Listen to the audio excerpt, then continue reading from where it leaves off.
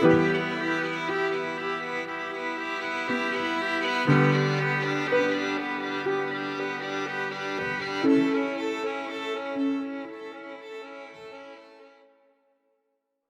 buenas tardes, buenos días, no sé si es ya buenas noches en algunos lugares.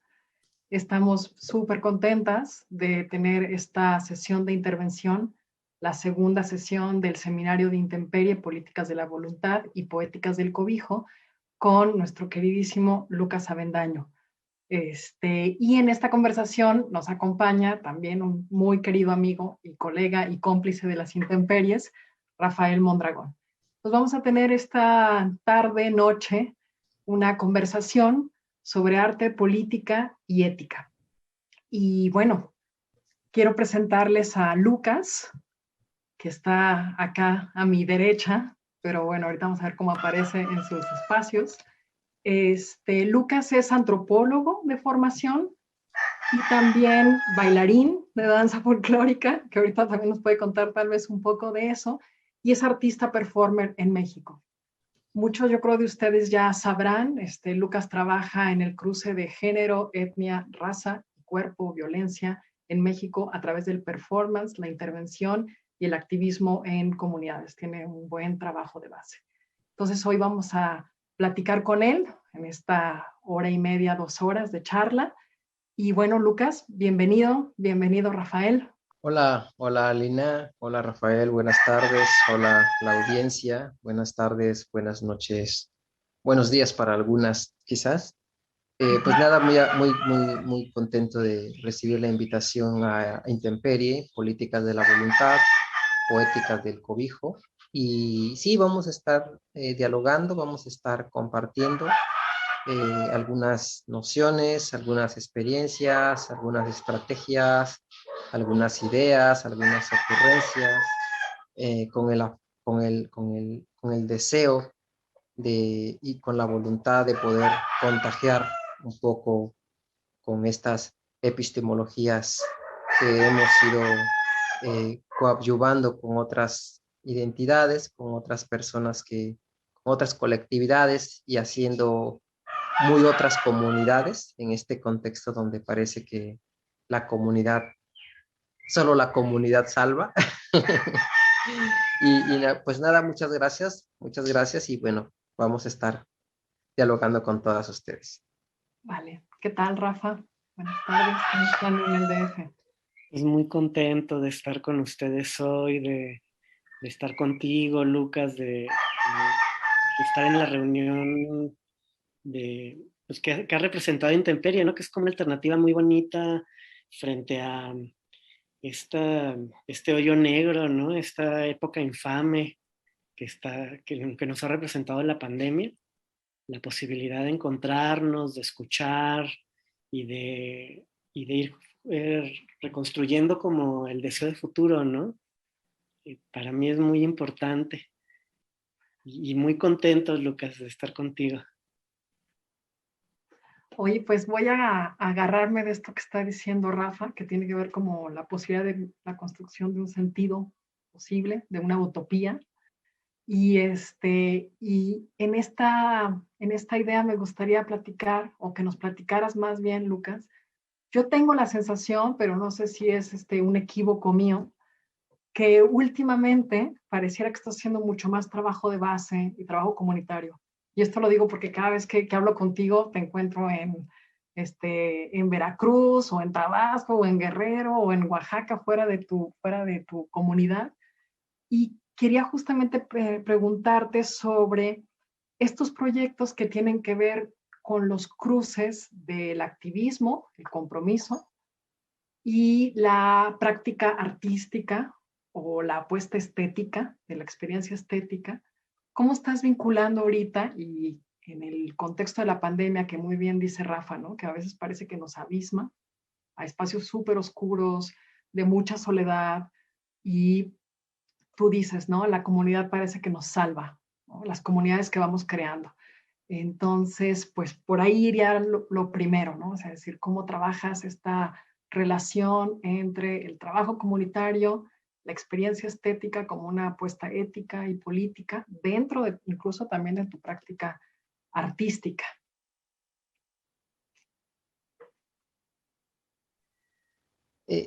Creo que la fórmula es muy simple, en el sentido de que mi ecosistema, mi verdadero ecosistema es precisamente estas relaciones intercomunitarias que, como le llamas, trabajo de base. Es verdaderamente mi ecosistema, el trabajo de base. El trabajo de base es lo que dio la consolidación a lo que posteriormente llegamos a conocer como Lucas Avendaño, el artista de la escena internacional. Entonces, para mí no ha sido un conflicto, porque precisamente estar en comunidad, con colectividades es precisamente donde surgió originalmente Lucas. Ese es por un lado. Y por otro lado, me ha ayudado mucho nuevamente para, como lo que coloquialmente se dice, hacer tierra, porque parecía ser que estos últimos 3 años, 4 años, mi vida de la escena se había vuelto como un gran remolino en donde eran giras, presentaciones, teatros, festivales, y me estaba dando poco tiempo para reencontrarme, para estar con estas subjetividades, estos imaginarios que son los que realmente fortalecen lo que soy y hacen de Lucas la persona que ustedes conocen. Entonces, esto ha sido, para mí, me ha devenido en una suerte de bueno, o sea, en el sentido de que me ha permitido precisamente estar con estas comunidades que a lo largo de los años hemos venido conformando, hemos venido frecuentando, hemos venido autoacompañándonos, y en ese sentido me dio tiempo para decir, a ver, alto, y entonces otra vez como estrecharnos la mano y reconocernos, y sabernos que estamos, que seguimos acompañándonos, pues, ¿no? De hecho, por ejemplo, el mismo, solo por poner un ejemplo, aquí en la casa de mi madre, los primeros 40 días, recordarán que se hablaba de la cuarentena y que el mundo entraba en cuarentena. Entonces yo me planteé hacer un empedrado, un empedrado en el patio. Dije, porque creía que en efecto esto iba a tener un lapso de 40 días. Entonces, a la suerte del diluvio que duró 40 días, yo me dije, me voy a dar 40 días para terminar este empedrado. Y así lo hice, ¿no? Pero bueno, terminé el empedrado y la cuarentena se postergaba, se postergaba. De otra manera, seguramente hubiera sido difícil tener este empedrado que ahora puedo tener y que ahora puedo compartir. Empedrado es un senderito que he hecho, ¿no? Y eso, entonces, pareciera muy, um, muy del sentido común o muy básico esto que estoy compartiendo, pero solamente quiero evidenciar la, el desapego, el desapego por estas constantes, esta como vorágine de giras, de presentaciones y hasta cierto punto de cansancio, porque llega un momento en que se vuelve cansado, pues, ¿no? El viajar, viajar, viajar. Entonces eso me hizo reconocerme otra vez en mi espacio, reconocerme otra vez en el espacio que compartimos con otras, con otros, y darme tiempo de tan básico como poder decir, ver crecer las plantas. Oye, Lucas, fíjate que ahorita que hablaste del cansancio, te adelantaste a algo que te queríamos preguntar. Tiene que ver con esta que también estabas diciendo, ¿no? De hacer un alto y de tocar la tierra. Yo creo que algo que no solo a mí, sino a mucha gente que ha conocido tu trabajo, nos ha impresionado mucho, tiene que ver con esta como decisión, o sea, tiene que ver con el arte, pero no es nada más el arte, ¿no? Es como utilizar el arte para crear espacios de encuentro en donde sea posible descansar y en ese descansar fortalecerse para emprender un camino pues que va a ser muy largo y que es un camino difícil, ¿no? Y pienso en el cansancio que está derivado, pues sí, de que tienes una carrera profesional de artista, pero también de otras cosas, ¿no? Es el cansancio ante la injusticia, ante la impunidad, ante esa otra cosa, esa otra violencia que es como, pues que tiene que ver como con la indiferencia, ¿no? Que es cotidiana y que no es fácil, no es fácil. Yo cada vez más me he encontrado en estos últimos años, y creo que en la pandemia eso ocurrió mucho, como una reflexión compartida de mucha gente que está en procesos como de búsqueda de justicia, de lucha social, que tiene que ver con qué hacemos para cuidarnos y para descansar juntos. Y, y yo en los momentos en que te he escuchado lo ligo mucho también con la experiencia familiar. Esto que nos estabas diciendo ahorita que salió de pasadita tu madre y la casa de tu madre, como la pregunta de quiénes son las personas cercanas en el presente y en el pasado, en las generaciones también, ¿no? Que nos han enseñado en esa tarea que tiene que ver con el cuidado y con el descanso, que es algo sobre lo que también te queríamos preguntar, Aline y yo, ¿no? ¿Con quiénes en el espacio familiar, en el espacio de los vínculos, en el espacio de las generaciones, aprendiste esta manera de trabajar?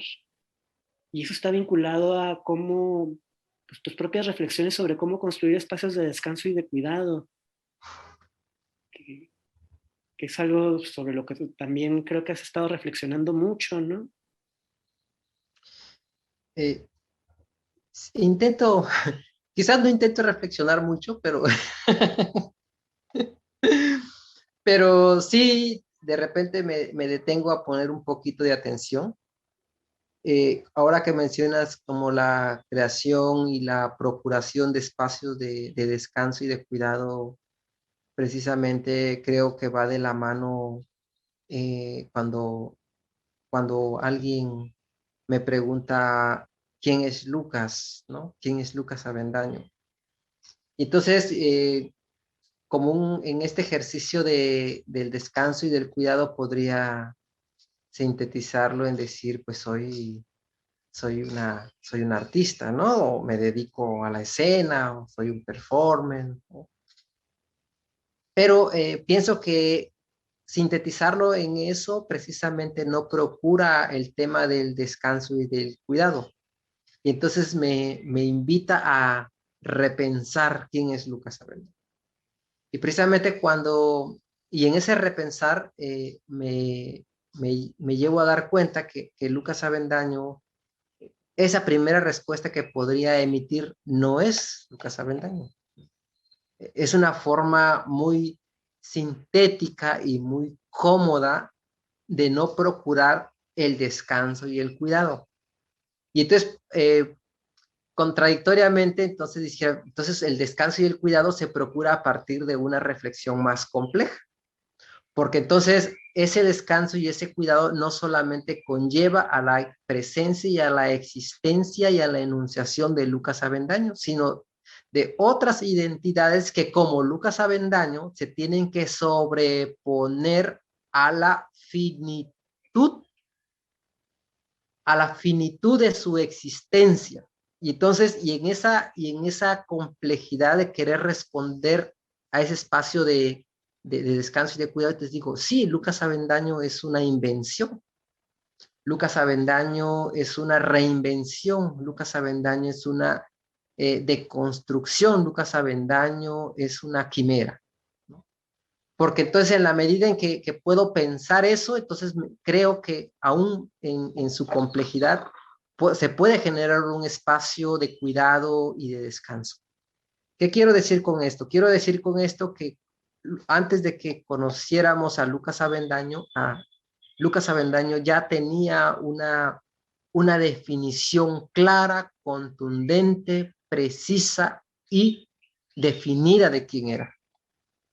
porque socialmente y históricamente y fraguado por la superestructura ya estaba determinado quién era Lucas Avendaño.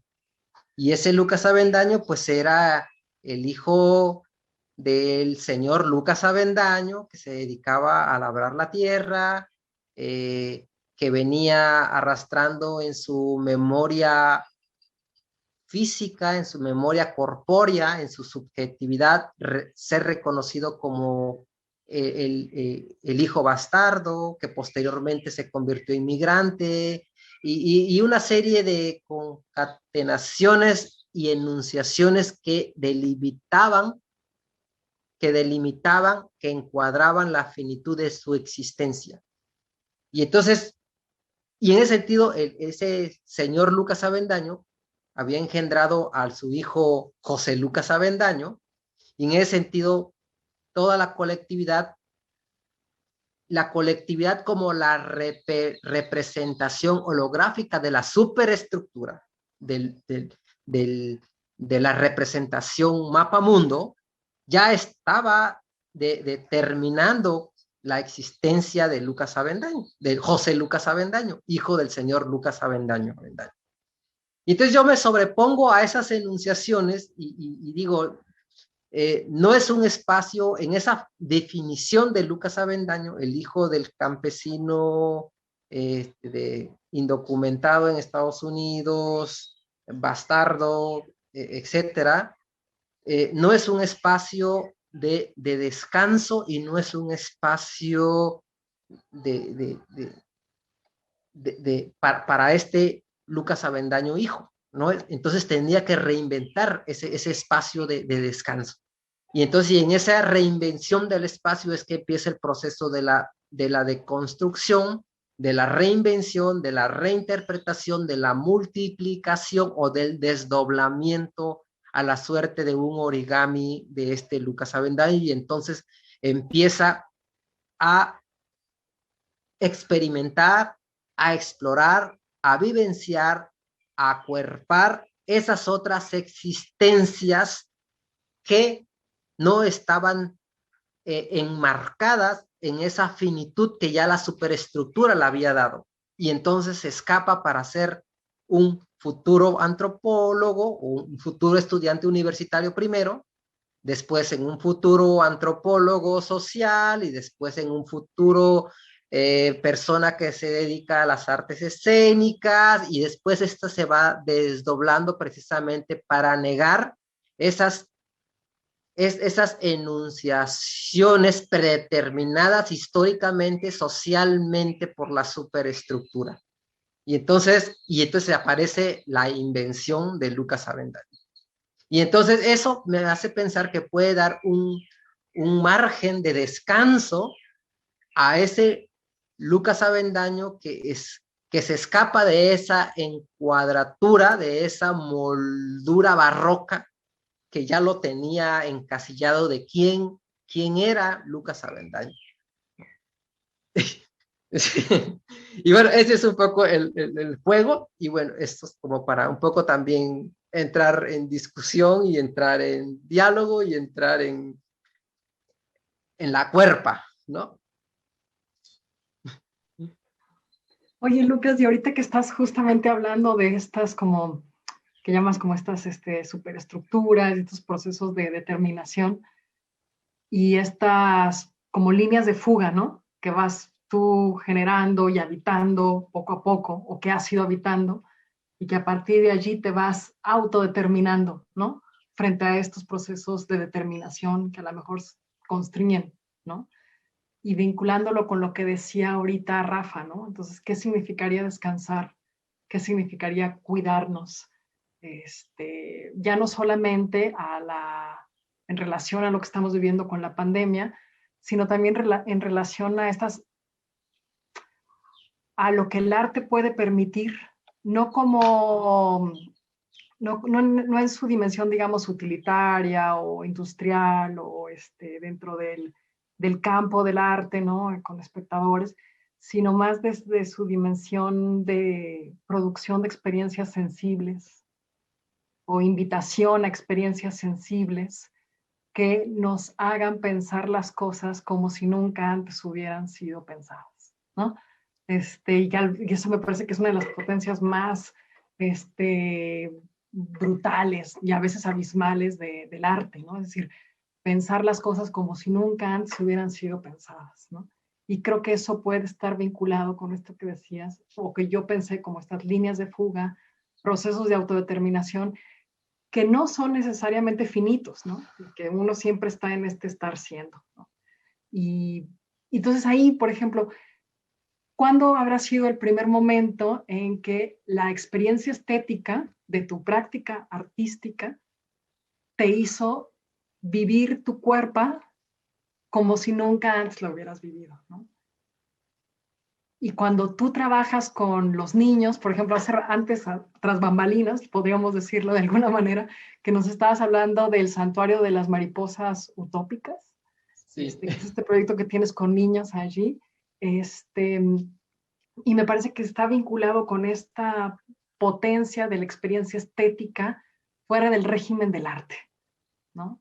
Pero que tú trabajas desde la práctica artística también y desde el trabajo comunitario también. Estoy volviendo un poco como a la misma cuestión que te preguntaba al principio, pero que ahora con esto que has dicho y con lo que te pregunta Rafael, me parece como bien importante, bueno, a mí me encantaría escucharte como cuál fue esta primera experiencia estética que tú tuviste de tu práctica artística en un proceso de fuga, de autodeterminación, de sacarle la lengua al mundo y poder imaginar las cosas como si nunca antes se hubieran imaginado. Sí, creo que hay tres. Esta siguiente intervención me provoca a hablar de tres momentos. El primer momento es cuando haces alusión a la autodeterminación, ¿no? Es que precisamente creo que en la intervención anterior lo que la superestructura no permite es precisamente la autodeterminación, ni siquiera la determinación. Solamente da margen para repetir roles predeterminados por la superestructura. Quiero ejemplificar muy básico. Nosotros somos, mi madre y mi padre engendraron a 7, de los cuales 6 fueron varones y una mujer. Y de estos 7 sobrevivimos 5 hasta el día de hoy. Y de estos 5,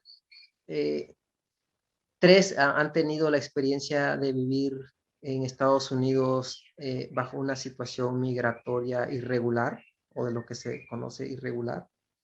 Y otro hermano que también lo intentó, pero lo deportaron, o sea, lo agarró la migra, como se dice coloquialmente.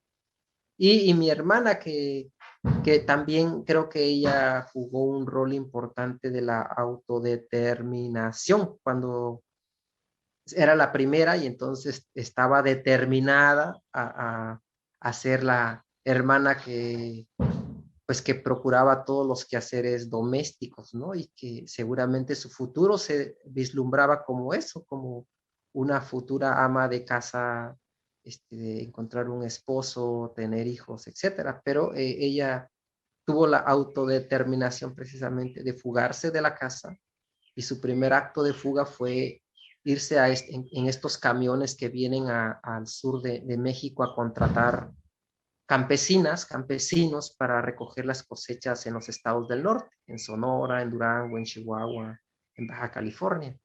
Y ese fue su primer creo que era la primera gran enseñanza de sublevación que yo recibí de niño, porque ella era la primera, yo soy el cuarto en esa línea, el cuarto, y yo era su asistente en casa, mientras mis otros hermanos se iban al campo con mi padre, mientras mi madre se iba al mercado a vender los productos que mi padre producía con mis hermanos en el campo. yo me quedaba ayudando, asistiendo a mi hermana, y entonces cuando ella se fuga, pues yo quedé muy con un sentimiento de extrañarla y la tristeza me invade, pero a posteriores se convierte en un referente de que era posible cortar con estas formas tradicionales de repetir los roles. Y entonces, ese es el primer acto de autodeterminación que yo recibo, y posteriormente, pues viene la autodeterminación de negarme a seguir los pasos de mis hermanos, que en algún momento tuve la decisión de hacerlo, ¿no? E irme a Estados Unidos y trabajar de manera irregular y trabajar en Estados Unidos, etcétera, etcétera. Como miles de tantos mexicanos en el país. Pero ya en este proceso de negarme a esta determinación para acuerpar la autodeterminación, fue cuando reconozco que la existencia de un derecho fundamental, que es el derecho a la educación. Y entonces, en este acuerparme, eh, eh, recurro al ejercicio del emperramiento para hacer cumplir de facto el derecho constitucional a la educación. Entonces fue así como la autodeterminación empieza a acuerparse en este cuerpo territorio, en este cuerpo con, con, con ciertos principios de autonomía, bueno, y es así como empiezo a llevar a la praxis este ejercicio primera experiencia de sublevación que había aprendido de mi hermana, cuando digo yo quiero hacer cumplir de facto el derecho constitucional a la educación. Luego cuando me preguntas qué sugiere cuidar o descansar, precisamente no sobreponerme a esta determinación, no podría contarme en las posibilidades que existen de contradecir esa determinación como una tesis para convertirnos en una autodeterminación como antítesis. Y en ese sentido, me parece que el sentido de cuidarse y descansar precisamente es que puede abrir esa posibilidad en estas otras identidades que creen a pie juntillas que su existencia ya está determinada. Y si se acepta que nuestra existencia ya está determinada, en ese sentido, no habrá descanso y no habrá cuidado. Y entonces hay que inaugurar una nueva epistemología a través de esta reflexión para entonces inaugurar un nuevo paradigma que es posible precisamente descansar y cuidarnos a partir de romper con esa determinación para entonces convertirnos en cuerpos que se autodeterminan. Y en ese sentido, la función del arte me parece que juega un papel fundamental, y que esa es la razón principal por la que yo hoy he continuado abordándome desde esta experiencia, desde la experiencia de la escena, desde la experiencia de la estética.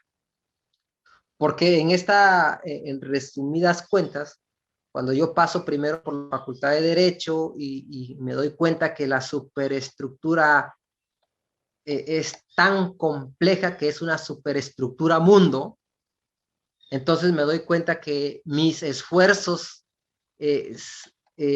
son nimios en comparación con esa superestructura que se sobrepone en todos los espacios y en todos los niveles. Y entonces renuncio y me convierto en un aspirante a ser antropólogo.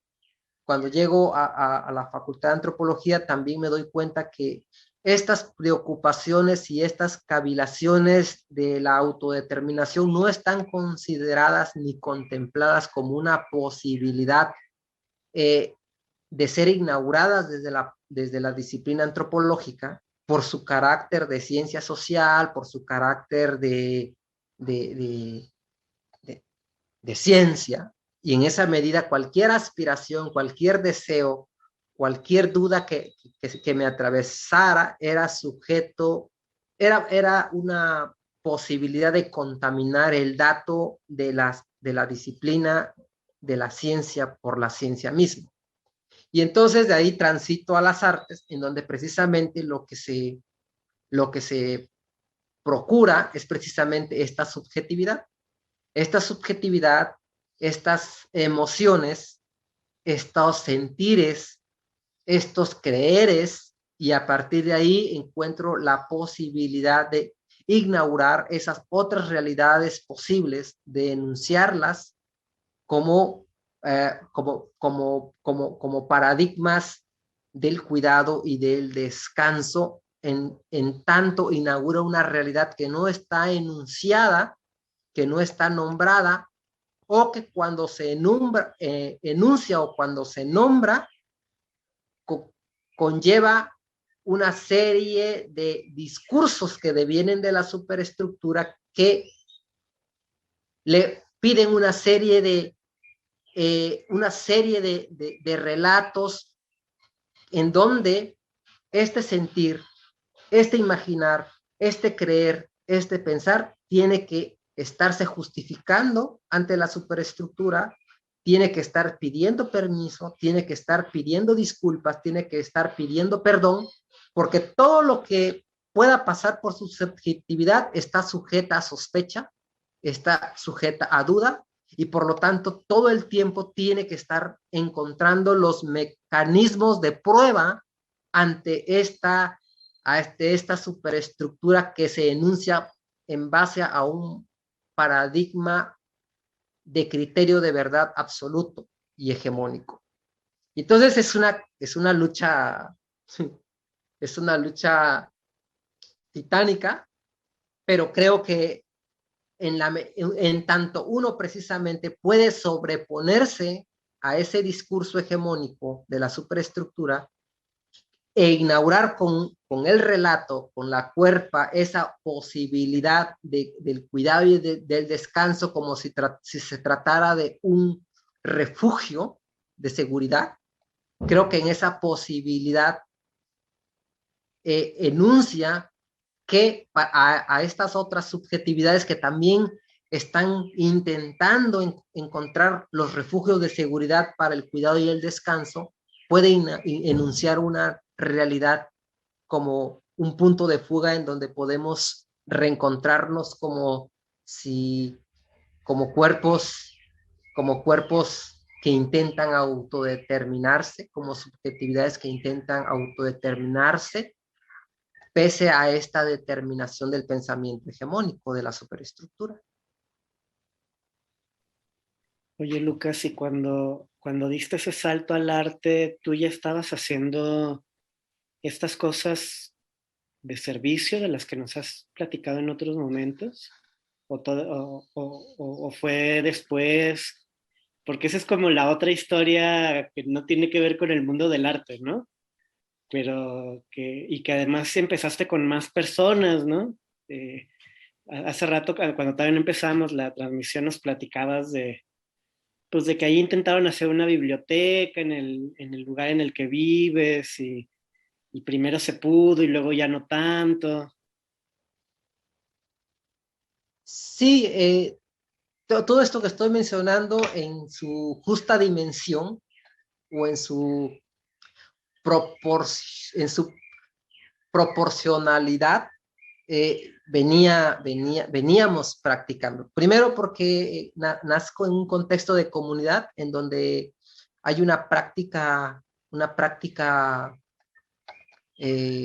pues una práctica cultural que se llama, por ejemplo, el tequio, o el común, o echarse el hombro, o echarse la mano, o o la guelaguetza también, ¿no? Que son términos que culturalmente están implícitos en nuestras prácticas culturales.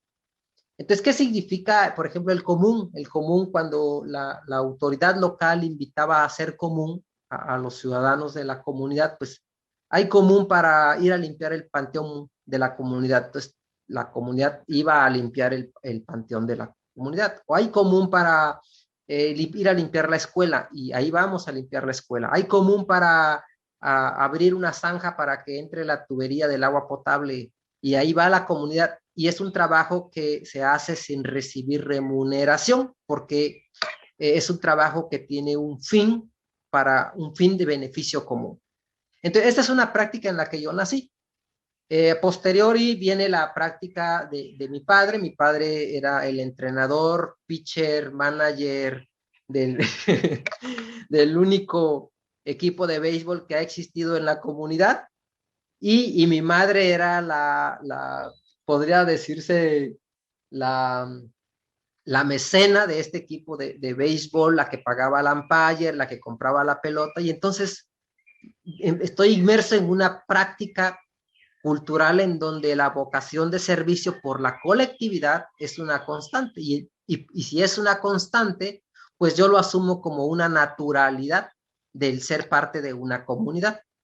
Entonces, así yo ya sabía que los domingos era un día sagrado, porque ese día había partido de béisbol, en donde mi padre era el pitcher, catcher, manager, entrenador del equipo, y mi madre tenía que generar los insumos para que, con la venta de ese equipo, de ese juego de béisbol, poderle pagar al umpire y poder comprar la pelota, porque en el béisbol la pelota solamente se usa una vez. Que es en el juego oficial. Después queda la pelota para los entrenamientos, pero en el juego oficial tiene que ser dos pelotas nuevas. Una que es puesta por el equipo A, y la otra que es puesta por el equipo B. Son dos pelotas las que juegan durante todas las entradas del equipo de béisbol. Entonces, es una práctica, digamos, cultural que yo aprendí. Uno, desde la práctica de la propia dinámica de la comunidad, y otra a partir de esta experiencia que mi padre, desde la práctica de la comunidad, la traslada a tener un equipo de béisbol. Ese es por un lado. Y por otro lado, quiero hacer un paréntesis. Cuando me preguntaba Alina con relación a de qué manera fueron pensadas estas formas de autodeterminación. Este comentario me quedó un poquito en el tintero, como se dice. Fue con relación al arte, fue cuando yo llego a bailar al Auditorio Guelaguetza de Oaxaca. Para la gente que nos dedicamos a la danza tradicional, a la danza folclórica, a la danza de tradición, en Oaxaca el máximo escenario para bailar es el Auditorio Guelaguetza, en los Lunes del Cerro. Entonces, en mi experiencia como representante de Tehuantepec en este Lunes del Cerro, cuando yo llegué a bailar allá, mi primera pregunta, ya estando en el auditorio, en el escenario, fue: ¿por qué mi madre y por qué mi abuela no me pueden ver en primera fila? Y cuando yo tengo una respuesta, ¿por qué razón mi madre y mi abuela no podían verme en primera fila?, me doy cuenta que en ese momento yo no reflexionaba de la superestructura y del pensamiento hegemónico. No eran esas mis reflexiones, pero me doy cuenta que había una determinación para mi existencia como identidad, y que yo no estaba dispuesto a corporalizarlas en mi cuerpo y naturalizarlas en mi práctica cotidiana, porque me parecían que eran prácticas injustas. Y entonces esa práctica injusta fue precisamente cuando yo digo: si yo vengo a engordarle el caldo al gobierno del estado de Oaxaca y a la Secretaría de Turismo y a la Secretaría de Cultura, ¿por qué mi madre y mi abuela no me pueden ver en primera fila? Pues porque esos lugares están reservados para el turismo, que puede pagar el paquete que incluye la entrada al espectáculo, al hotel, al restaurante, etcétera, etcétera, etcétera. Y entonces, esa me parecía que es una práctica injusta, y por lo tanto yo decidí no volver más a pisar el auditorio Guelaguetza. Entonces, en ese momento yo tenía 15 años. Entonces, tener esos 15 años, nos regresamos otra vez a esta intervención de la práctica de la comunidad, la práctica del béisbol, y entonces estoy terminando la secundaria, y entonces ya empieza a generar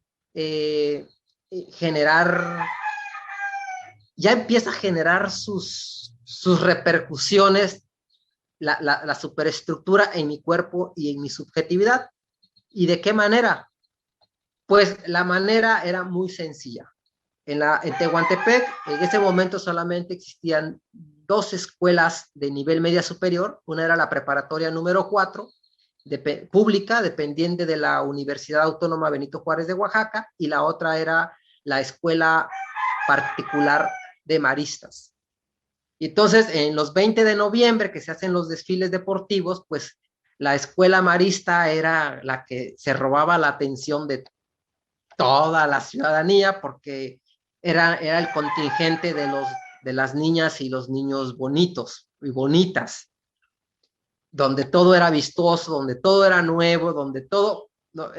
y entonces, cuando digo que la superestructura ya había empezado a generar influencia, determinación en mi cuerpo, fue precisamente porque yo, cuando estaba en la secundaria, decía, sí, yo quiero estudiar la preparatoria, pero quiero estudiarla en la escuela marista, no en la escuela preparatoria pública, en donde una forma muy común de referirse a ella era decir, la prepa 4 es el arca de Noé, ¿no? Entonces, cuando tú preguntabas, ¿por qué el arca de Noé? Y decía, porque es la salvación de los animales, ¿no? O sea, y era una frase muy socializada. Y entonces yo no me reconocía en esa animalidad, pero no es que no me reconociera en esa animalidad, sino que la superestructura estaba determinando que yo era parte de esas especies de animalidad, y yo, una suerte de querer escapar a esa determinación, quería irme con la escuela en donde no eran animales, ¿no? Pero ¿qué quiero decir cuando se hace esta diferencia entre los animales de la prepa 4 y los no animales? Pues que precisamente los que iban a la prepa 4 eran aquellos que teníamos o reconocíamos, o se nos reconocía en el fenotipo y en nuestro estratos social, pues una ascendencia étnica, una ascendencia de campesinos, de proletarios, o de pobres, de jodidos, de mugrosos, de burros, de ignorantes, y de que no tienen para pagar una escuela pública, una escuela privada, como era la escuela marista. Y entonces yo realmente en ese momento, no había racionalizado que a lo que yo quería escapar era a la determinación de discriminación y de racismo que ya se me estaba etiquetando en ese momento, y por eso quería pasarme al otro bando, en donde era el sector de la gente bien, de los ricos, y las niñas y los niños bonitos que desfilaban el 20 de noviembre. Y entonces, pero no tenía el poder adquisitivo para escapar a mi determinación de condición animal de la prepa 4. Y entonces, ¿qué hago? ¿Cómo me sobrepongo a esta determinación que la superestructura por el poder adquisitivo me estaba dando, de no tener el poder adquisitivo? Pues entonces me integro al Consejo Nacional de Fomento Educativo, al CONAFE, para vivir la experiencia de ser instructor comunitario por un año, por un ciclo escolar. A partir de ahí poder darme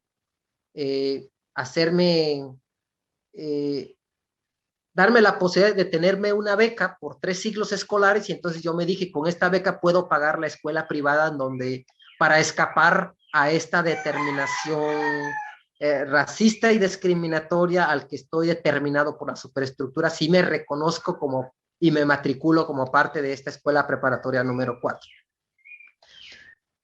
Y así vivo por un año la experiencia de ser maestro rural en una comunidad que caminaba 12 horas para llegar a ella. la comunidad se llama Cerro Caballo, del municipio de Santa María Colotepec, en la costa oaxaqueña. Y ya estando en ese contexto, me doy cuenta que la situación en la que yo estaba viviendo era una situación de mucho privilegio. O sea, el tener acceso a una escuela pública, como era la preparatoria 4, ya era una situación de privilegio. Por un lado. Por otro lado, me llego a una comunidad donde toda la comunidad eran bautistas, y entonces los domingos, para no quedarme solo, literalmente solo en la comunidad, pues opté por acompañarlos a los cultos religiosos de esta iglesia bautista, y al grado que me empecé a aprender todo el repertorio de himnos de la iglesia bautista. De esta experiencia termina mi el ciclo escolar, y entonces yo vengo con una percepción diferente. Ahora ya tengo el poder adquisitivo para inscribirme y matricularme en la escuela particular, pero yo vengo con otra percepción de la realidad, y entonces me matriculo en la escuela pública, la escuela preparatoria número 4. Y a la par de esa experiencia, empiezo a formar parte de las comunidades eclesiales de base en mi comunidad, y entonces me empiezan a entrenar para ser animador juvenil. Entonces empiezo pues me están conduciendo a que probablemente la vocación profesional sea el curato, o sea, me pueda convertir en seminarista, a partir de este entrenamiento que me estaba dando la iglesia católica. Yo ya había tenido un año de formación, por decirlo así, en la iglesia bautista, ¿no? Y entonces empiezan a haber una serie de contradicciones en mi cabeza y en mi cuerpo. El primer acto de autodeterminación fue dejarme crecer el cabello. Una de las posibilidades que te daba la escuela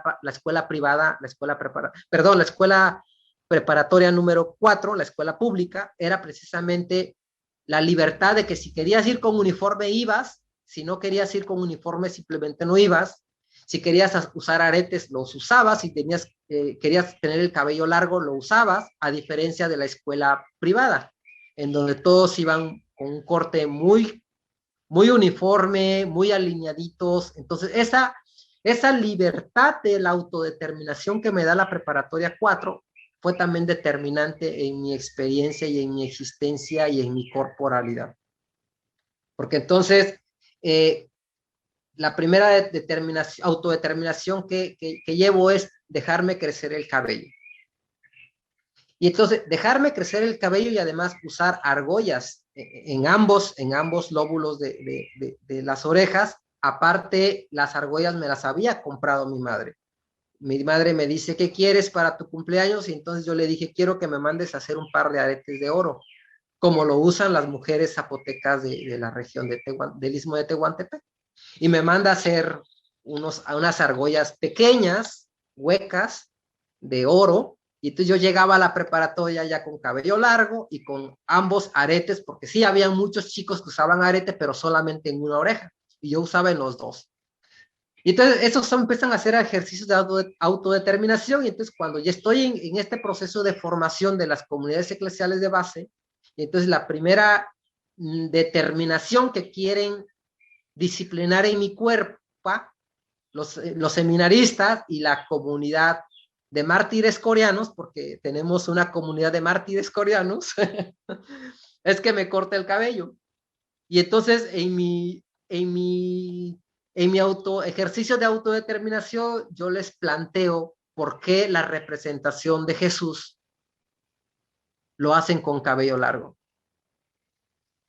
¿Por qué la representación de Jesús lo hacen en cabello largo? Y por qué yo, como hijo de Jesús, como hijo de Dios, no puedo tener el cabello largo. Y entonces no encuentran una respuesta que contradiga o que una contrarrespuesta a estas premisas que estoy lanzando, y entonces me dan la libertad para traer el cabello largo, ¿no? Y entonces, son razonamientos intuitivos, son razonamientos sin mayor pretensión que habitar habitar mi cuerpo como yo lo quería estar habitando en ese momento. Y entonces fue así como empieza a darse como todas estas reflexiones y que a posteriori, cuando llego a las artes escénicas, no hago más que encontrar herramientas en donde herramientas para hablar de los temas que me interesa hablar y de la forma en que quiero hacerlo. Por eso digo, estas prácticas de la comunidad, de la colectividad, estas prácticas de procurar y habitar espacios del cuidado y del descanso, vienen desde estas formas, desde estas formas que se practicaban en este ecosistema cultural en donde yo he nacido, en donde he crecido, en donde hoy habito y en donde espero morir.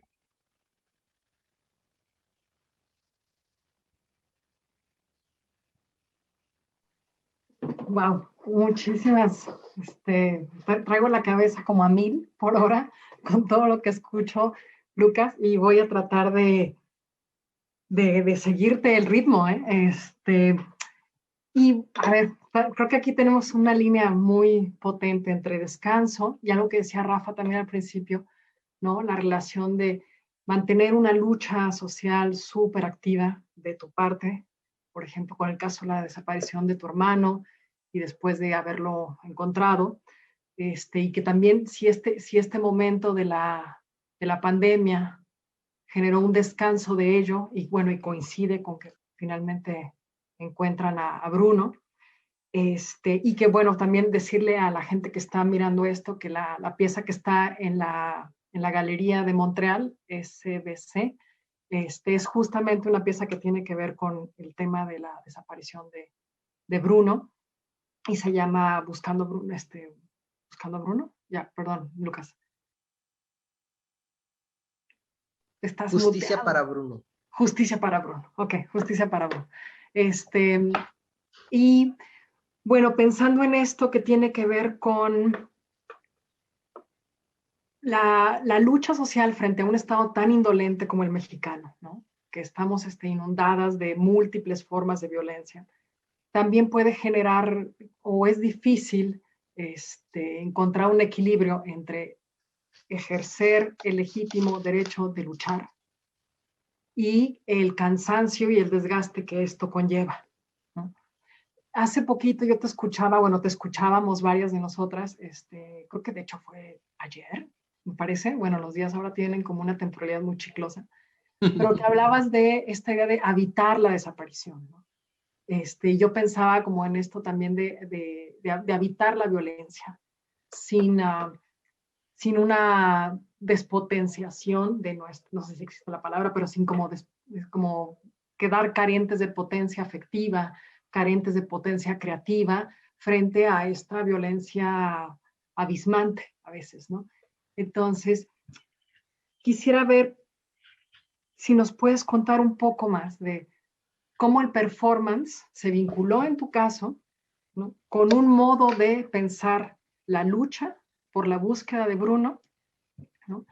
Y también una estrategia de habitar estos lugares de la violencia, no desde tal vez la carencia, sino desde la potencia creativa, que también implica, me imagino, la potencia de poderte levantar todos los días y volver a ir a la fiscalía, ¿no? Como toca a veces ir todos los días a recibir el mismo no, o a venga después, o perdimos el expediente, o el expediente está inconcluso y tienes que volver a ir al día siguiente. Entonces, esto me hace pensar en cómo desde esta capacidad tan tuya, ¿no? De decir no, esa negación no se convierte en una clausura, ¿no? Sino siempre en una potencia creativa, que vemos que estabas con los bautistas y dijiste no, estabas en el campo y dijiste no tanto, estabas en la Guelaguetza y dijiste no, Bruno no aparecía y dijiste no, ¿no? Entonces, la negación se convierte en una postura afirmativa impresionante, ¿no? Que yo creo que, no sé si habla de tu terquedad, no quisiera decirlo de esa manera, pero sí más bien como de una,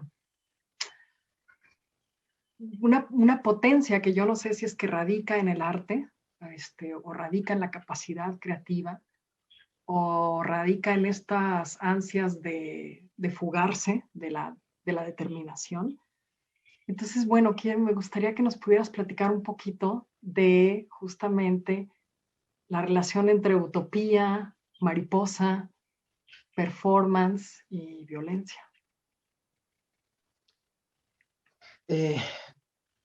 Eso con relación a la negación. Quisiera hacer una sentencia, ¿no? Y decir, la negación ya está dado. La negación ya es un criterio de verdad institucionalizado, absoluto, legal y legitimado desde los diferentes engranes que corporeizan el cuerpo de la superestructura. Ese ya es una verdad. O sea, la negación para aquellas identidades ya determinadas. Y aquí me parece que es lindo porque como que se cierra el círculo de lo que hemos venido alrededor de la jaula. O sea, la metáfora somos el gato que está en una jaula y solamente da vuelta alrededor de la jaula y nunca encuentra la puerta. Nunca encuentra la puerta. Porque ya hay una determinación a que tu condición de gato es estar enjaulado. Entonces, eso ya es una verdad. Eso no lo vas a cambiar, ¿no? La superestructura da esa determinación.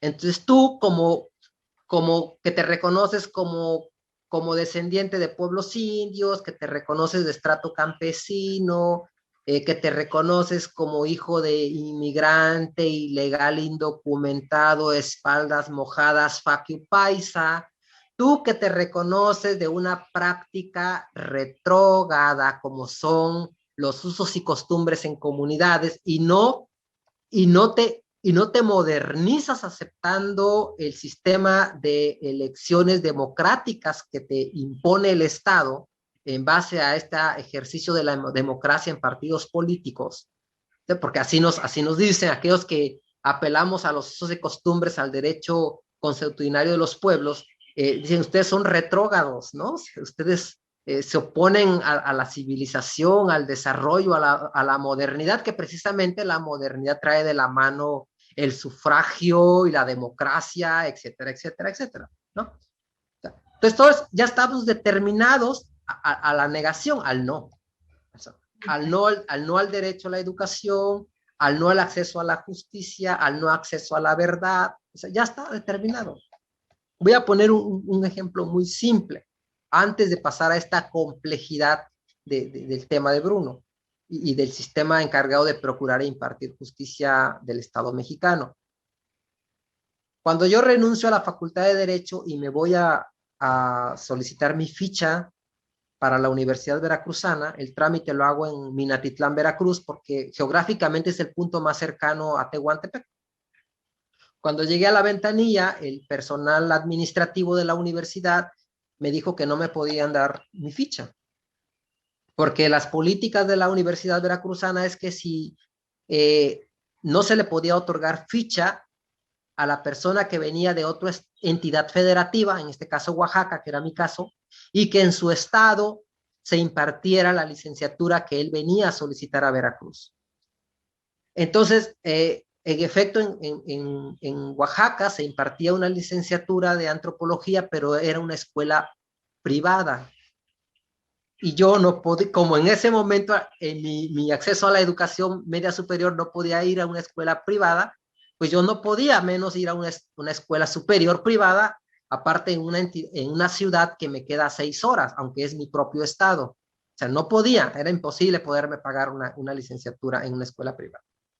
Entonces yo les trato de explicarle las razones por las que yo necesito estudiar antropología en la Universidad Veracruzana, y él me decía, bueno, y me dio el folleto de sociología, me dio el folleto de filosofía, me dio el folleto de historia y me dio el folleto de filosofía y me dijo pedagogía y me dice, revísalos y vas a darte cuenta que el plan de estudio es casi igual.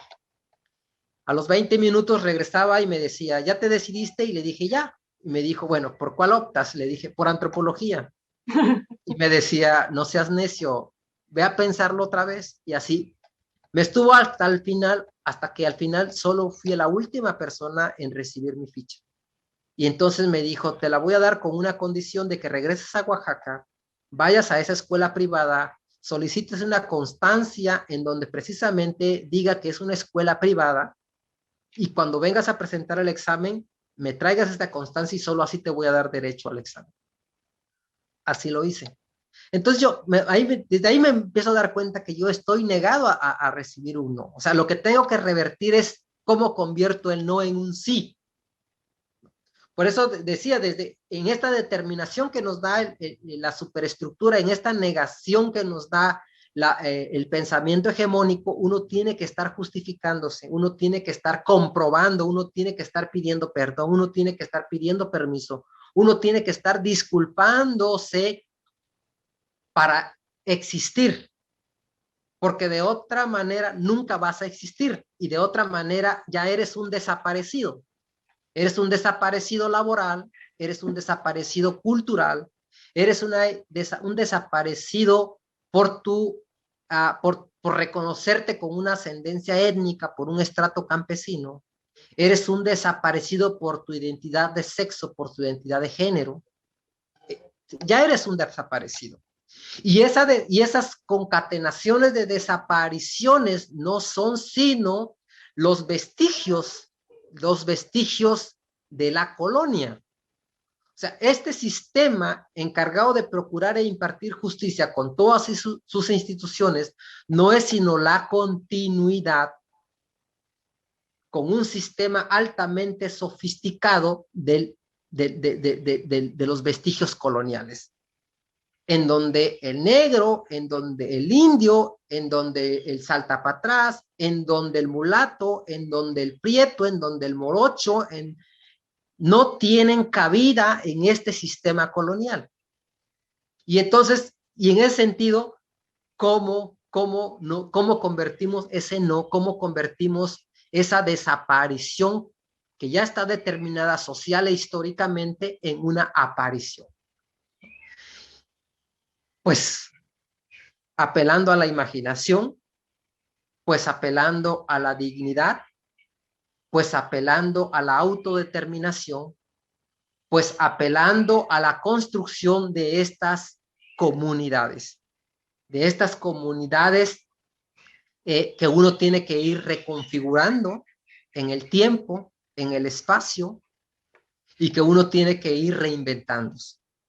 Me parece que solo así uno puede sobreponerse a esta determinación de la desaparición social, de la desaparición económica, de la desaparición laboral, de la desaparición cultural, de la desaparición por identidad sexogenérica. O sea, cuando digo que aquí cierra el círculo y aquí el gato encuentra por fin la puertecita de la jaula, es que precisamente los dos hermanos que tengo viviendo en Estados Unidos son unos desaparecidos. O sea, no están en ninguna estadística de México. O sea, no son personas que estén ejerciendo la ciudadanía mexicana en México, ¿no?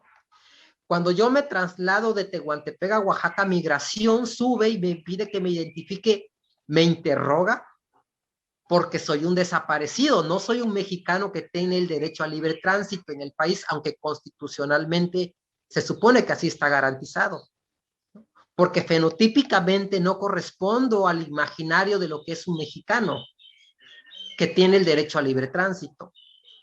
Cuando mi hermana se salió de la casa para irse y convertirse en jornalera agrícola en los campos de Sonora, en los campos de Baja California Sur, era una desaparecida. No estaba cuantificada. No olvidemos hace 2 años cuando se dio esta huelga en San Quintín y cómo miles de jornaleras, de jornaleros vivían en condiciones paupérrimas, en condiciones deplorables, como si se tratara como si se tratara de tiendas de fincas del porfiriato, pues, ¿no? Entonces, vamos viendo que la desaparición física solamente es la punta del iceberg de una serie de desapariciones estructurales, históricas, que en este país y en este continente existen para aquellos que estamos determinados a ser invisibles, a ser desaparecidos por este sistema patriarcal, colonial, y con sus diferentes mecanismos altamente sofisticados precisamente para que el acceso a la justicia, el acceso a la verdad y el acceso a la repetición nunca lleguen a las personas que estamos pasando por esta experiencia, por esta mala experiencia. Pero bueno, que tenemos la voluntad, no nos cansamos. Creo que en la medida en que no nos cansemos, para otras familias que están pasando por esta experiencia pueda existir la posibilidad de imaginar un lugar de descanso, un lugar de cuidado, en la medida en que podamos inaugurar esas otras realidades o esas realidades del acceso a la justicia, del acceso a la verdad, el acceso a la no repetición, del derecho a la memoria por la no repetición, ¿no? Por la que atravesando el país, ¿no? Pues yo hablaba a propósito de la pandemia, la pandemia precisamente dejó al descubierto no una crisis sanitaria, no una crisis en el sistema de salud mundo, sino una crisis humanitaria global, ética y estética. Y en ese sentido, quiero pensar que la enseñanza que nos pueda dejar esta pandemia es que regresando a cuando fueron suspendidas aquellas actividades consideradas no esenciales, y ahí otra vez el gato encuentra la puerta de la jaula. Mis hermanos que trabajan en los campos agrícolas de Salinas, California, Greenfield, ellos en ningún momento dejaron de trabajar porque precisamente estaban consideradas en este sector de las actividades consideradas esenciales. Alguien tenía que producir comida. Mi madre aquí en Tehuantepec siguió por dedicarnos al campo, seguimos produciendo plátano y cortando hojas de plátano, ¿no? Y alimentando a las gallinas y cuidando los borregos, y ahora tenemos 4 perros, y ahora tenemos como 15 gatos que andan por la azotea de la casa, ¿no? Que se reprodujeron en esta pandemia. Pero, o sea, hay no es que, no tenemos nada que hacer, hay que estamos desempleados, no, o sea, lo bueno del campo, me parece, es que nadie puede entrar en el desempleo, o sea, porque la tierra ahí está. Cuando la tierra te pertenece, cuando la tierra es parte de tu colectividad, cuando el territorio te corresponde como un derecho inalienable e imprescriptible consagrado en la Constitución Política bajo el artículo 27 constitucional con relación a la tenencia de la tierra comunal y ejidal, aunque se reformó en el 94 cuando entramos al primer mundo y nos convertimos en los aliados estratégicos, Canadá, Estados Unidos, ¿no? Y que viene de la mano el levantamiento zapatista, etcétera, etcétera, todas esas cosas que ustedes ya saben, pero que nos hace repensar por qué es tan importante la defensa del territorio geográfico, pero también la defensa del territorio cuerpo como espacios para el ejercicio de la autodeterminación.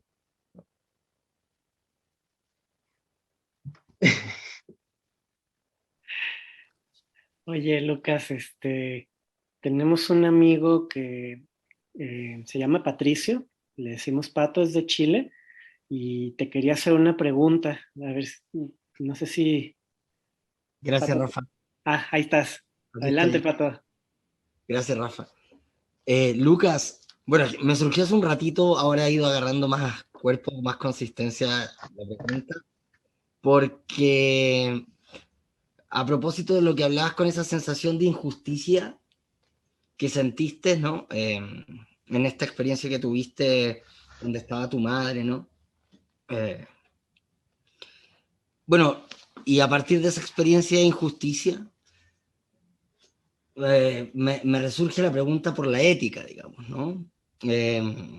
Una ética que de algún modo surge como una respuesta afirmativa, así tal cual como tú decías, ¿no? Frente a la negación aparece como un sí, como otra manera de aparecer, y esa otra manera de aparecer aparece en alianza con estas formas de la animalización que eran las vidas desaparecidas, las vidas que podían llegar a ser desaparecidas.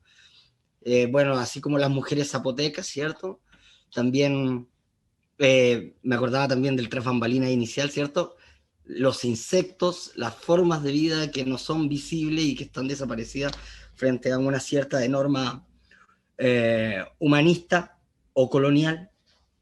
Entonces te quería preguntar un poquito por esa ética, una especie de ética animal, ¿no? Y que también parece que aparece ahora cuando estás contándonos sobre ese contacto que tienen con los perros, con los gatos, ¿cierto? Al principio también de toda esta charla, o más bien durante toda la charla, la atmósfera de la conversación ha estado rodeada del sonido de los pajaritos, ¿no? El gallo, la gallina.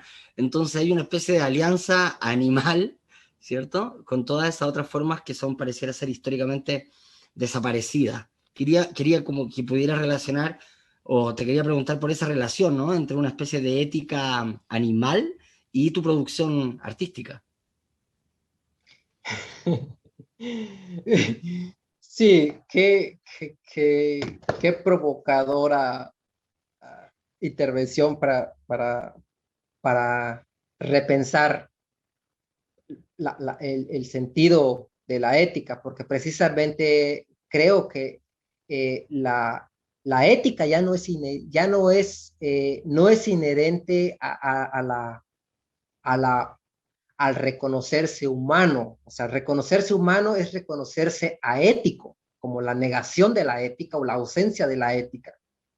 Reconocerse humano en este sistema mundo, en este sistema económico mundo, en este sistema de geopolítica, geoestrategia y de seguridad nacional, es precisamente no reconocerse bajo ninguna circunstancia y bajo ningún aspecto alguna posibilidad de alianza con la naturaleza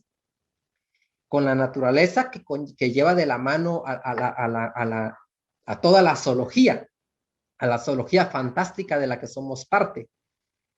Porque precisamente aquí me llevo regresar otra vez como a estos vestigios coloniales en el contexto de México, cuando mi abuela hablaba y hacía esta diferencia entre gente de razón, ¿no?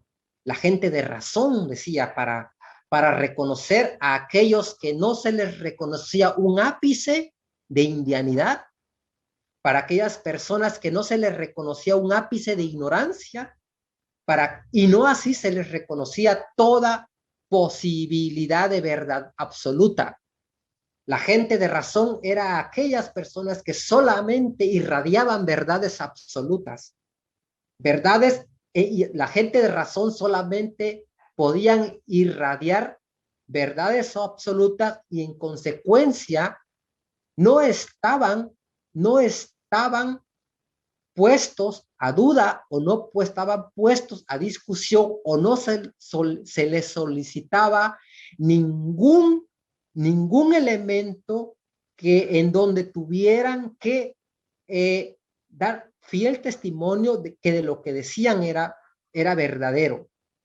No así la gente que no era considerada como gente de razón, que precisamente eran aquellos que se les reconocía un estrato de bastardía, un estrato de campesinos, un estrato de pueblos indios, siempre estaba sujeto a duda y a sospecha cualquier enunciación. Es decir, hacer esta diferencia entre gente de razón y gente de no razón, no solamente conllevaba el reconocerlos como conocedores de la verdad, sino que la razón como la capacidad de razonar, que solamente el razonar y el razonamiento te hace humano, y el no razonamiento te pone en el orden de la animalidad. Y esto me regresa otra vez a la Facultad de Antropología. En mis primeros años, cuando mi manera de argumentar era decir, yo siento, yo creo, hasta que un catedrático me paró en seco y me dijo, no, Lucas, aquí no se viene a creer ni se viene a sentir, aquí se viene a pensar, porque solo el pensar hace ciencia. El creer y el sentir es sentido común. Quizás en realidad lo que estaba encubriendo era decir, el sentir y el creer solo es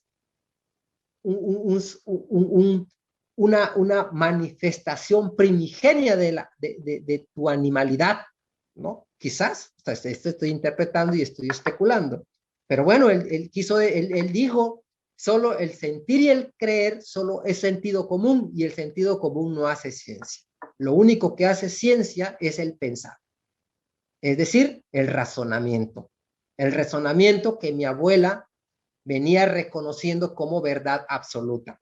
Y entonces aquí vamos viendo que lo que deja al descubierto es precisamente dos paradigmas, dos modelos contradictorios. Por un lado, el que se reconoce como el que reconoce su origen y su potestad sobre la naturaleza, por un lado, y la otra parte, los que nos reconocemos como parte de la naturaleza, como nuestros aliados y nuestras alianzas con la naturaleza, y bueno, de la mano el aprendizaje que nos ha dado esta naturaleza, porque yo de repente me he detenido a preguntarme y a cuestionarme en un intento de reflexionar ¿qué me permite vivir más? ¿Qué me permite una existencia armónica en este corto tiempo de mi habitar, el aquí y el ahora, del habitar mi cuerpo, del habitar el mundo? ¿Qué me permite una coexistencia armónica, procurando estas identidades desaparecidas? Porque pareciera ser que el modelo del sistema mundo es precisamente desaparecer a la naturaleza. Si no me equivoco, y aquí me permito citar a Lemebel, a Pedro Lemebel, este poeta chileno tuyo, compatriota tuyo, connacional, que cuando decía, si de mi madre dependiera, ella pavimentaría hasta a las vacas, ¿no? En este modelo precisamente de negar cualquier vestigio con la naturaleza y que va de la mano con la animalidad. Entonces yo personalmente no puedo desentenderme o divorciarme de esta memoria específica. No puedo divorciarme y desentenderme de esta memoria étnica que culturalmente habita mi cuerpo, porque he nacido en este ecosistema. Y bueno, y quizás por esa razón, cuando digo, en este lugar he nacido, en este lugar he crecido y en este lugar he de morir o espero morir, es precisamente porque cualquier otro lugar no me reconozco como el lugar para habitar, y no me reconozco como un lugar en donde pueda potencializar mis habilidades o mis alianzas estratégicas para sobrellevar la vida en este sistema mundo, en donde el criterio de verdad absoluto es la impunidad, en donde el criterio de verdad hegemónico es la injusticia, es la violación a los derechos fundamentales y a los derechos humanos, incluso por parte de las mismas instituciones que tienen el deber de velar por estos derechos, como los organismos de derechos humanos, en el caso de México, o en el de México nacional, o en el caso de la Defensoría de los Derechos Humanos de los Pueblos de Oaxaca, en este organismo estatal, pues, ¿no?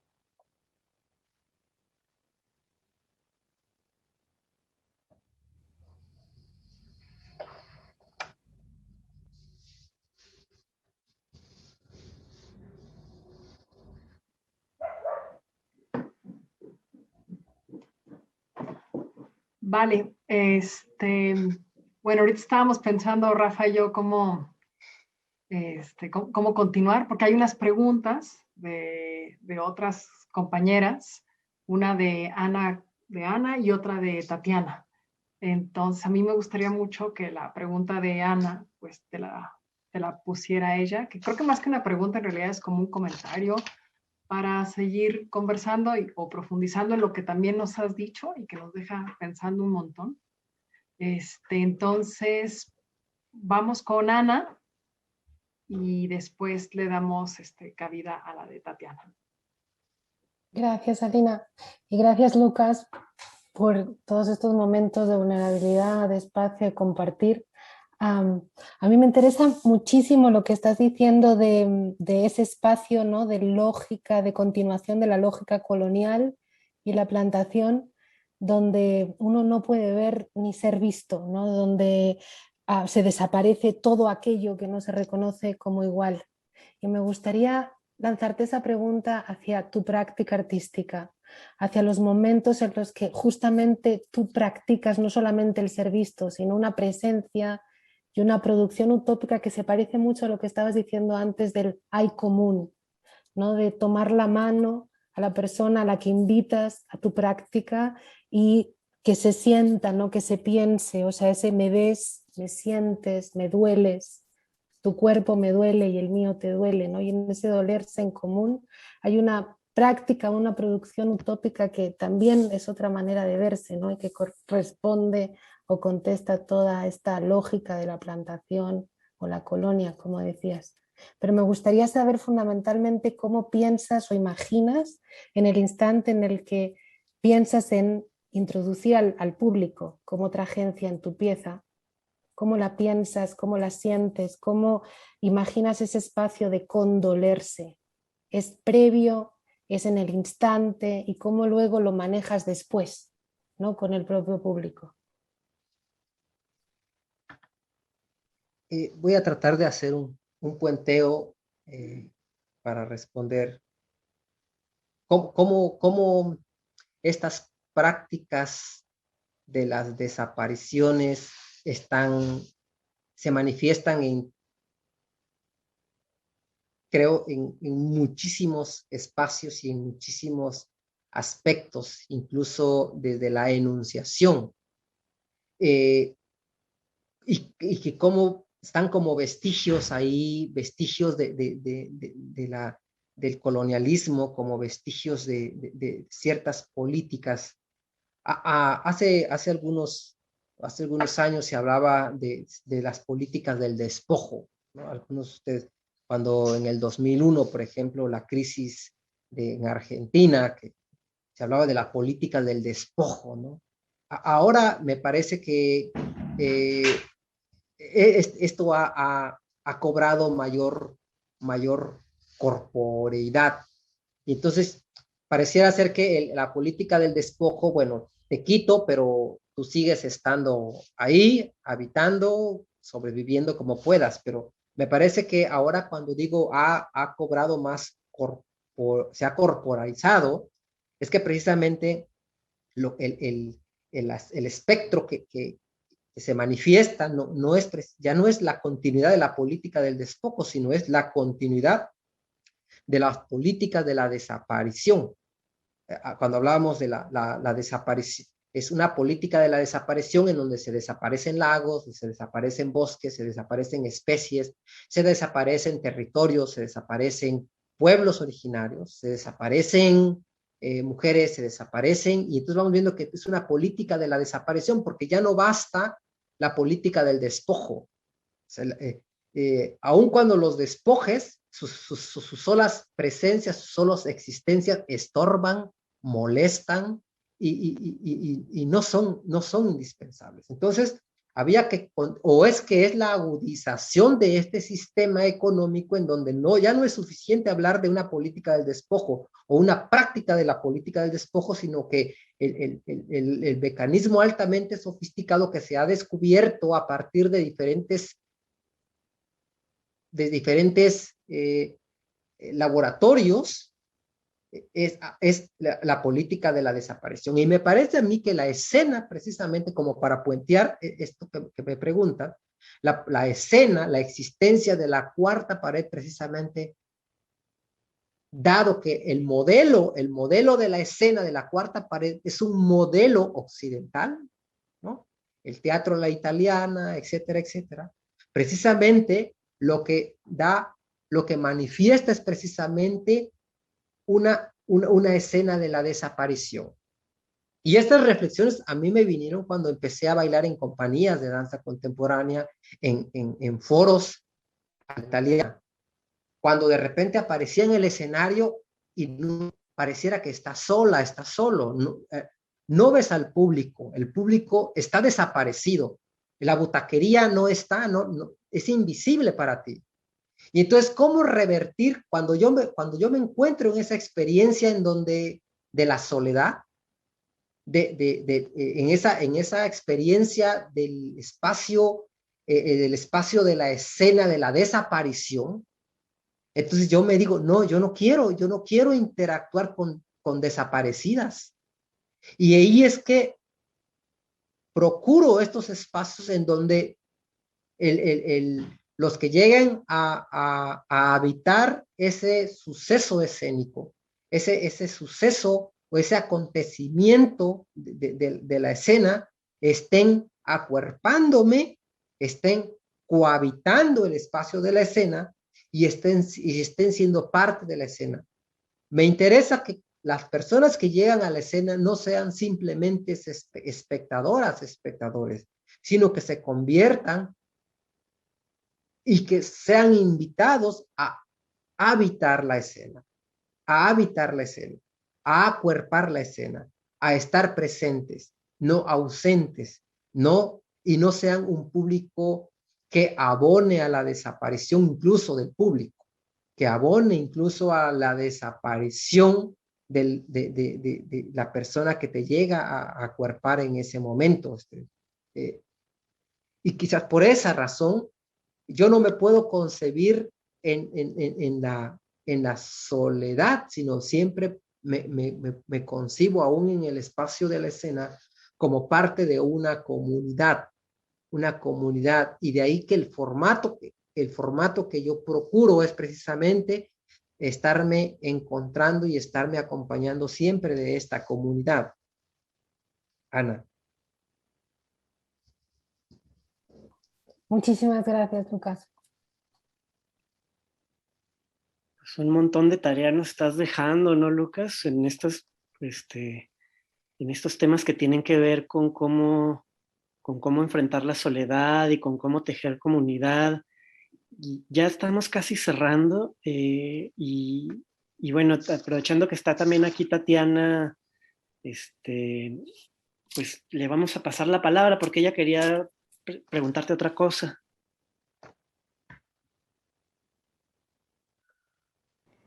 Bueno, Lucas, creo que tal vez sea el cierre y que tiene que ver, estoy hablando, ¿me escuchan? Sí. Ah, sí, perdón. Bueno, entonces decía que con esto creo que podríamos ir cerrando esta hermosísima reflexión, muchísimas gracias, y que tiene que ver con, acabas de hablar de tu práctica poética, de tu práctica artística, de ese clausurar esa cuarta pared justamente a partir de una propuesta que sea comunitaria, ¿no? Desde una poética comunitaria. Y por ahí mi pregunta o mi reflexión más bien sería retomar la figura de la mariposa utópica como posibilidad para pensar una proyección de futuro en el que se ejerce un ejercicio político comunal. Y me parece que esa es justamente la potencia de tu trabajo, ¿no? Que nos invita a ejercer, nos invita a pensar un ejercicio político comunal.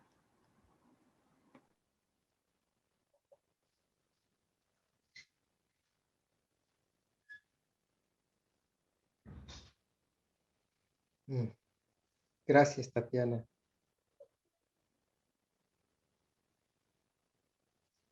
¿Sí me escuchan? Sí, perfectamente.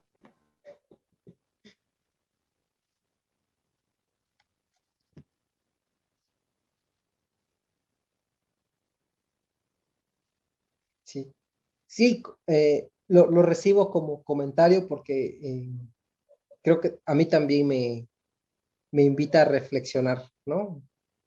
Ah, la mariposa utópica, una invitación a pensar un ejercicio político comunal.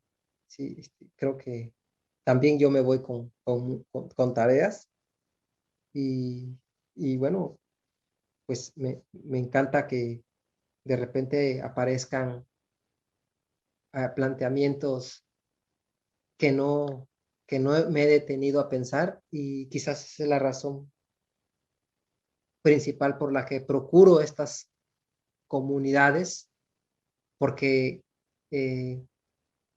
estas reflexiones no acontecerían si no fuera en estos contextos de comunidad y estos ejercicios de acuerpar y cohabitar y corresponsabilidad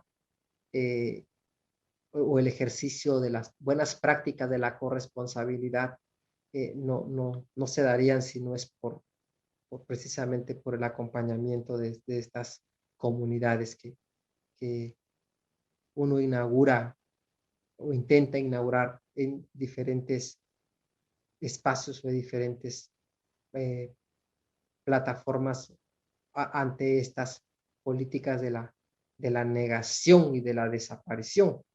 Entonces, creo que es una sobreponernos a ser desaparecidas y, y bueno, pues eso intentamos un poco. No sabré decir si lo logramos o si lo lograremos, pero al menos es una manera de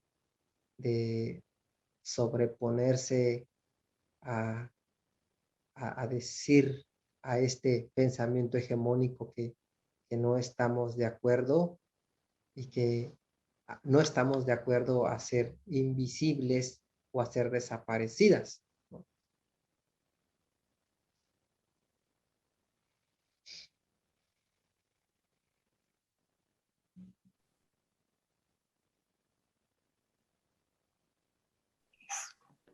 Ay, Lucas, bueno, pues, adelante, Alina.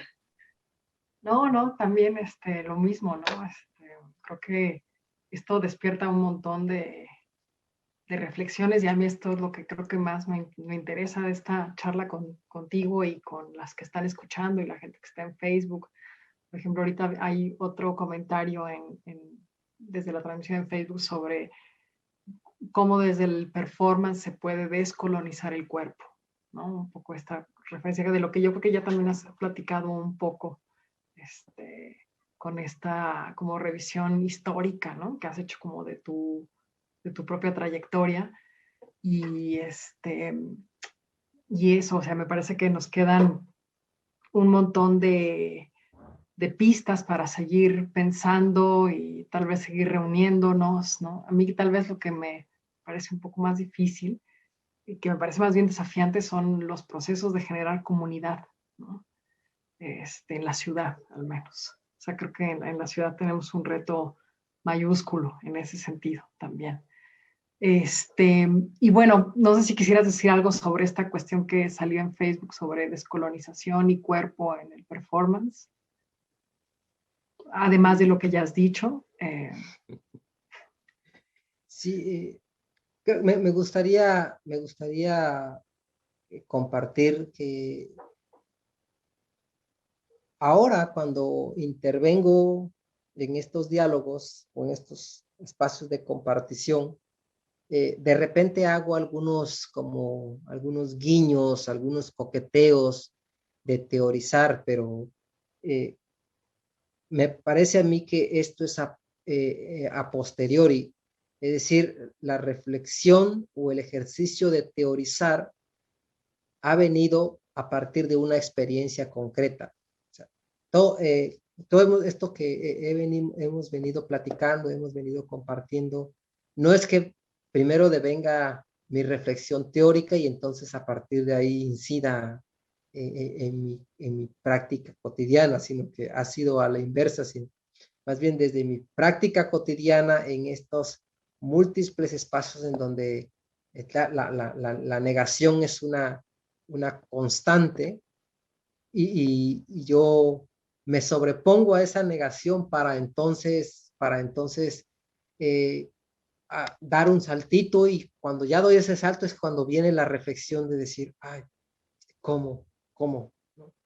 Por eso algunas veces decía que cuando me preguntaban cómo era habitar el ser un ser exitoso. Recuerdo una entrevista que me hacía, ¿cómo es habitar esta experiencia de ser exitoso? Y le digo, pues si tengo que reconocerme como un ser exitoso, el único éxito que reconozco es el habitar la experiencia habitar la experiencia del éxito del fracaso, ¿no? O sea, la única experiencia exitosa que puedo reconocer es el éxito del fracaso. Porque contradictoriamente, pues, el fracaso no es exitoso. Claro que puedes ser exitoso desde el fracaso. Y esto otra vez para poner en estas formas de relacionar la práctica del fracaso a partir del éxito del fracaso. Cuando yo llego a la Facultad de Antropología, y las primeras preguntas que hacían los profesores era decir, ¿qué te dijeron tus familiares? ¿Qué te dijo tu madre, tu padre cuando le dijiste que querías estudiar antropología? Y para mí era recurrente escuchar en mis compañeros decir, pues que me iba a morir de hambre, ¿no? Y yo era una referencia que yo no había escuchado en mi familia, por desconocer qué era la antropología, por desconocer qué era ser profesionista, por el desconocer qué es ser estudiante universitario, etcétera. Y entonces en ese momento yo me empecé a reconocer, o sea, estoy destinado al fracaso. O sea, voy a morir de hambre. Y luego, pero me sobrepongo a esa primera experiencia del fracaso, y cuando llego a la escuela de artes, es la reafirmación del fracaso, ¿no? O sea, un nadie, o un menos que nadie, con aspiraciones de ser artista. Pero no solamente ser artista, o sea, no solamente es dedicarme a la escultura, dedicarme a la fotografía, dedicarme a la pintura. Y esto me lo colocó un catedrático de la Facultad de Antropología, cuando me dice un día, era mi asesor de proyecto de investigación, y me dice, nos hemos enterado que estás cursando 2 carreras simultáneamente, la de antropología y la de danza. Y me dice, solo quiero decirte que la antropología la puedes ejercer teniendo 80, 90 años, pero la danza no. La danza requiere cuerpos jóvenes, cuerpos fuertes, cuerpos elásticos. Entonces, tienes toda tu vida para ejercer la antropología, pero no tienes toda tu vida para ejercer la danza. Entonces, decídete, me dice. Entonces me doy cuenta que si ya decidir antropología, decidir las ciencias sociales, ya era una decisión del fracaso. Ahora, decidir las artes es reafirmar el fracaso, es la negación de la negación. Y luego, no solamente es el arte, como decir fotografía, decir escultura, sino aparte es danza, ¿no? Que ya tenía determinado que la muerte estaba ya determinada en este sistema de la superestructura y en este sistema de las enunciaciones del criterio de verdad. O sea, de todas las formaciones de las artes, la danza es la que tiene un periodo de vida más corto. Entonces era un tercer fracaso, o sea, el fracasado se aferraba una y otra vez a habitar y a acuerpar el fracaso. Y entonces ahora cuando me preguntaban y me invitaban a reflexionar cómo era habitar el ser exitoso, decía, pues es habitar una experiencia exitosa del fracaso, ¿no? Como el fracaso te sobrepones precisamente para jugar con este orden de ideas del no puedes, cómo se te ocurre. Por ejemplo, cuando decidí abandonar la facultad de Derecho en Oaxaca, la ciudad de Oaxaca, y mis compañeros que habían estudiado conmigo en la preparatoria, y yo les hice saber mi decisión de abandonar la facultad de Derecho, me decían, ¿cómo se te ocurre? No vas a pasar el examen, ¿no te das cuenta de qué prepa vienes? Porque los de la preparatoria número 4 teníamos paso automático a la Universidad Autónoma Benito Juárez de Oaxaca. La Universidad Autónoma Autónoma de Oaxaca tiene, me parece, 7 preparatorias, que así como la UNAM tiene sus vocacionales, o sus CCH, que pasan directamente a la licenciatura, así la Universidad Autónoma Benito Juárez de Oaxaca tiene sus preparatorias y pasan en automático, o pasaban en automático, ahora ya no sé cómo está el modelo, no creo que sea diferente. Y entonces no teníamos que hacer exámenes de admisión para ingresar a las licenciaturas que optábamos. Entonces, pero por hacer este cambio de universidad, pues sí implicaba hacer un examen, el famoso, ya no me acuerdo cómo se llamaba este examen.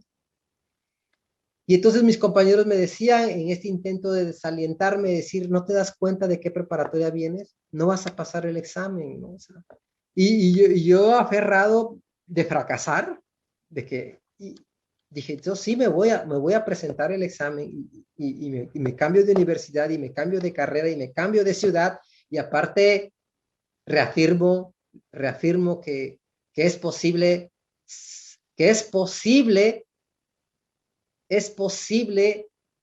potencializar tu nivel de fracaso, ¿no? O sea, no basta ser un fracasado el haber nacido en un contexto de campesinos, no basta ser fracasado, reconocerte y aferrarte a tu identidad de pueblos originarios, de pueblos indios, no basta reconocerte y aferrarte a tu identidad de ser hijo, de ser producto de un hijo ilegítimo.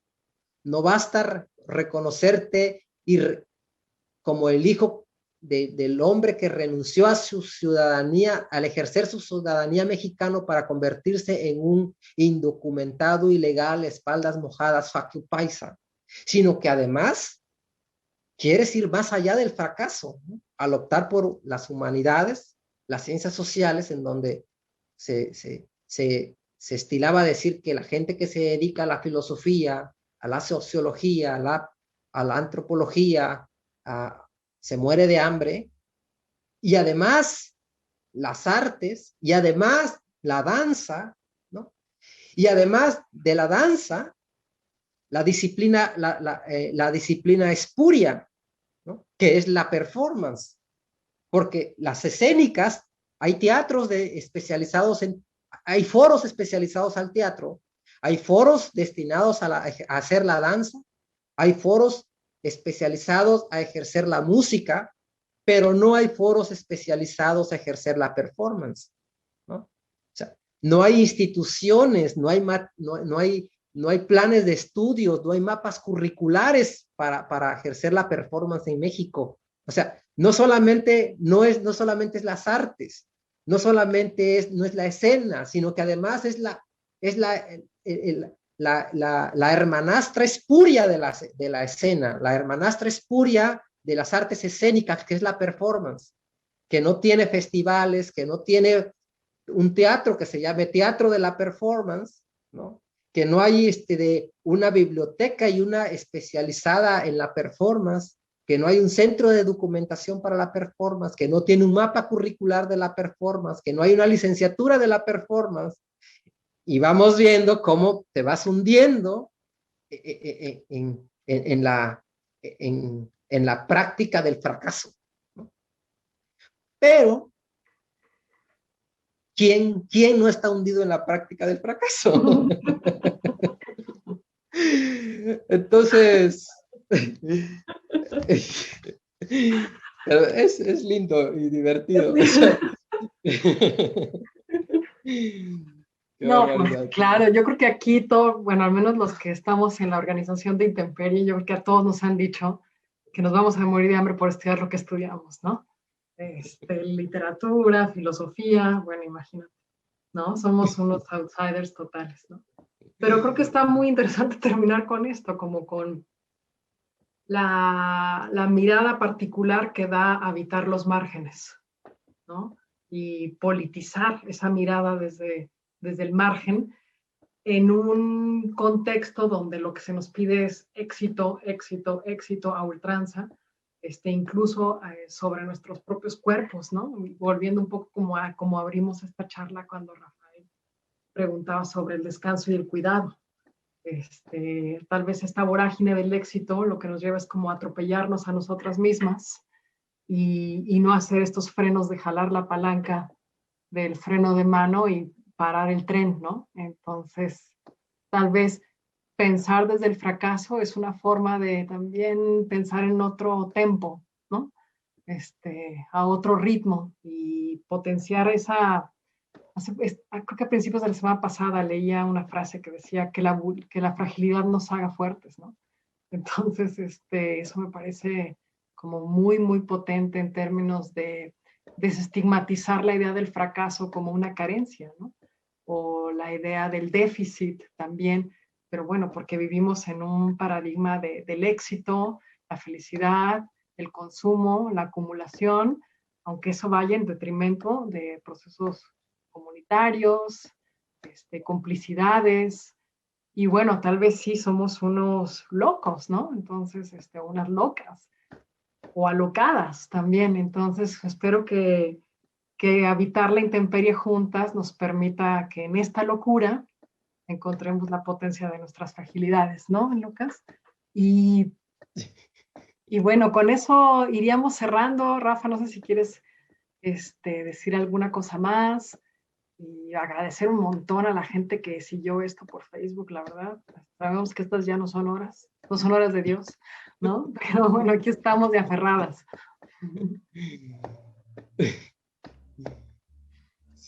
Sí, este adoctrinamiento del éxito, precisamente lo que lleva de la mano es generar cuerpos contenidos, ¿no? Cuerpos contenidos que se sustenta en una memoria virtual fundado en una premisa hipotética, ¿no? O sea, cuerpos contenidos que se sustenta o se fundamenta en una memoria virtual sustentada en una premisa hipotética, en donde se nos dice, entonces si eres exitoso serás joven a perpetuidad y bla, bla, bla, bla, y lo que conlleva precisamente cuerpos contenidos que están sometidos a grandes experiencias de dolor, ¿no? De dolor física, de dolor emocional, de habitar, donde el autocuidado, donde el cuidado, donde los espacios de descanso no existen, ¿no?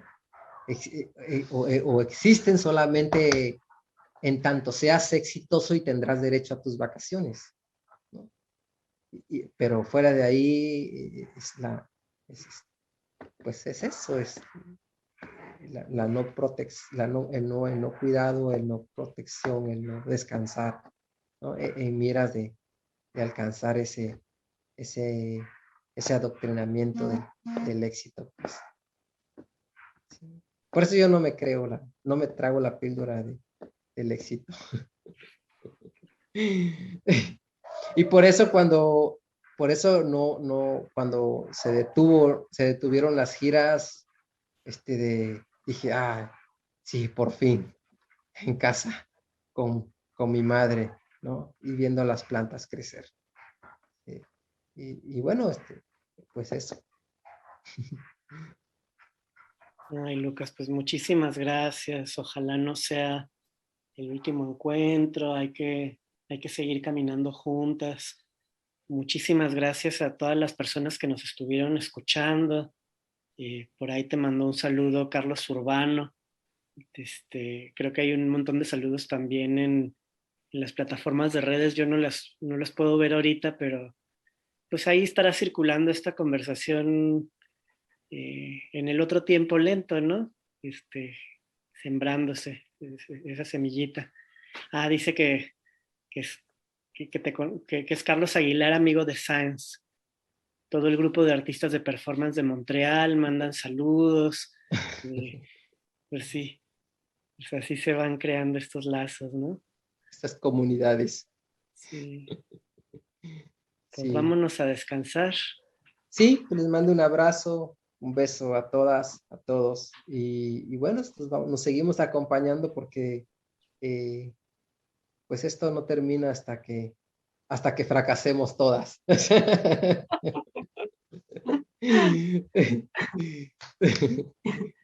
Buenas noches, descansen, cenen y nos seguimos acompañando. Claro que sí, Lucas. Y ahorita estate atento a tu celular, ¿va? Va. Va, ok.